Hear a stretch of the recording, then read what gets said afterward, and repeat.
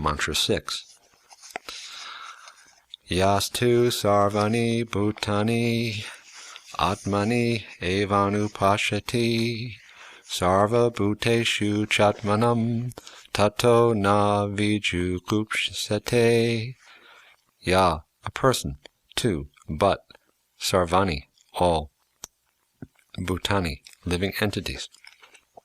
Atmani, in relation with the Supreme Lord. Eva, only.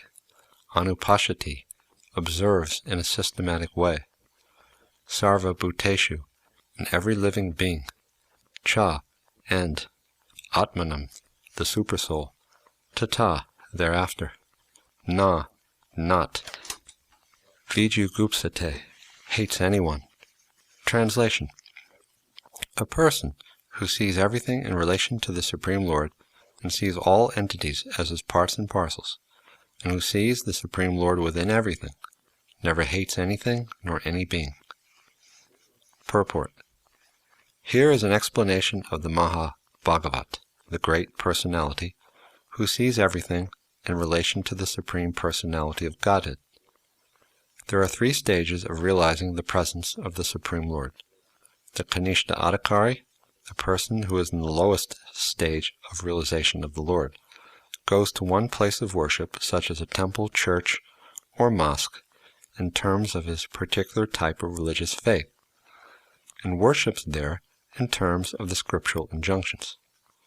Such devotees think that the Lord is there at the place of worship and nowhere else.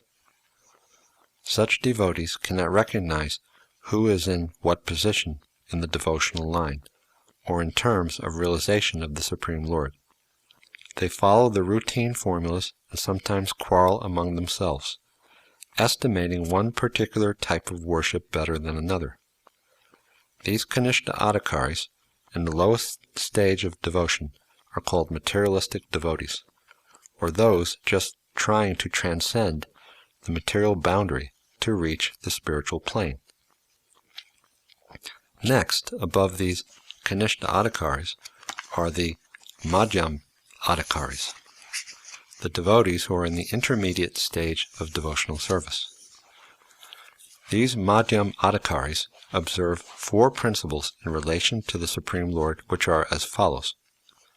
Number 1. They see, first of all, the Supreme Lord. 2. They see next the devotees of the Lord. 3. They see also the innocent, who have no knowledge about God. And at last, 4. They see the atheists, who have no faith in the Lord, and who hate those in the devotional line. The Madhyam Adhikari devotee behaves differently toward the different above-mentioned 4 principles. He adores the Lord, considering Him the object of love, and he makes friendship with those who are in the devotional line. He tries to awaken the dormant love of Godhead in the hearts of the innocent people, but he does not approach the atheists, who deride at the very name of the Lord. Above the Madhyam Adhikari there is the Uttama Adhikari devotee, who sees everything in relation to the Supreme Lord. He does not make any particular discrimination between the atheist and the theist, but sees in every one of them the part and parcel of God. He knows that there is no difference between a vastly learned Brahmin and a dog in the street, because both of them are of the Lord, though in different embodiments, due to the different qualities of material action.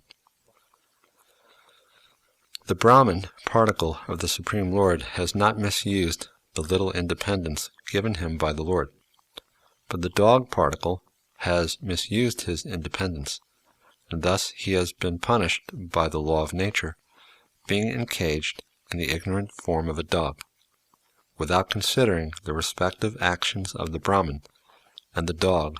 The Uttama Adhikari tries to do good to both. Such a learned devotee of the Lord is not misled by the material bodies of the Brahmin and the dog, but he is attracted by the spiritual spark within the respective entities. Those who imitate an Uttama Adhikari in terms of the sense of oneness or fellowship but who behave in terms of bodily relationships are false philanthropists.